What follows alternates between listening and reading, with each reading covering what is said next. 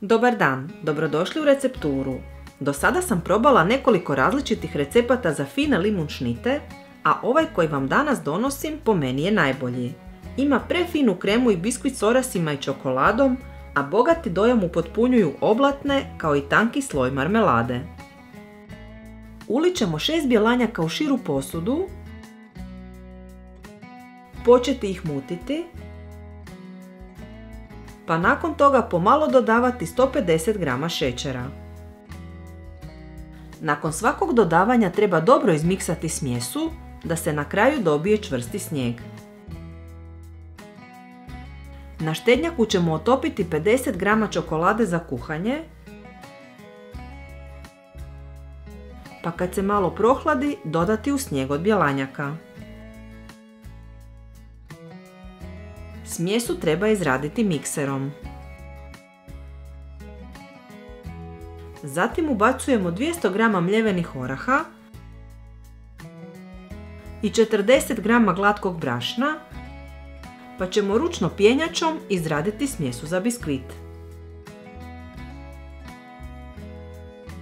Smjesu sipam u protvan dimenzija 33 x 19 cm koji sam sa svih strana obložila papirom za pečenje. Dobro ćemo sve izravnati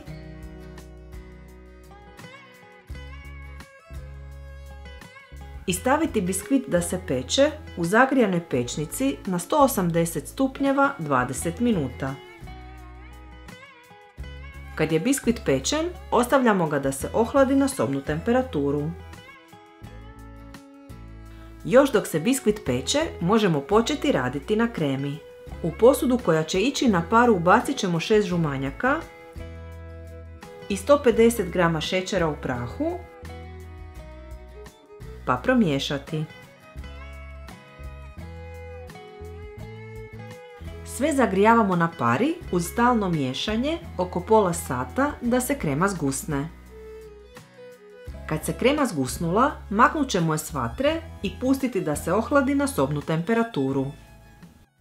Nakon što se krema ohladila, treba naribati koricu limuna i iscijediti sok po želji. Ovaj limun je nešto veći, pa je dovoljno iscijediti samo polovicu. Pjenasto ćemo izraditi 250 g margarina ili maslaca sobne temperature i onda u više puta u njega ubacivati ohlađenu žutu kremu.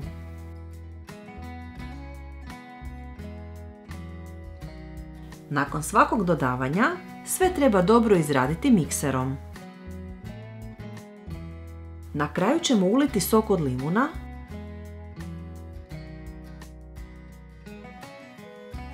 i ubaciti koricu, te sve završno izmiksati, nakon čega možemo slagati kolač. Iskrojila sam 2 oblatne na veličinu biskvita, pa ću jednu staviti na dno s glađim krajem prema gore i premazati je s 3 žlice marmelade od marelice.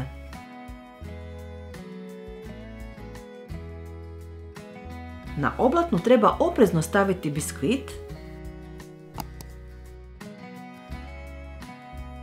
maknuti papir za pečenje i lagano sve pritisnuti. Zatim na biskvit nanosimo cijelu kremu od limuna koju ćemo dobro poravnati.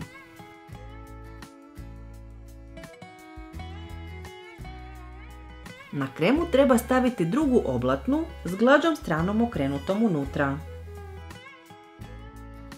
Kolač ćemo na kraju pokriti papirom za pečenje, a na vrh ću staviti protvan da se oblatne spoje s kremom.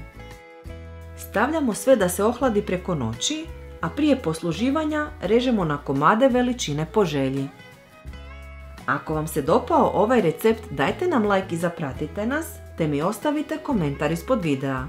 Sve naše recepte potražite na web stranici receptura.com. Bye!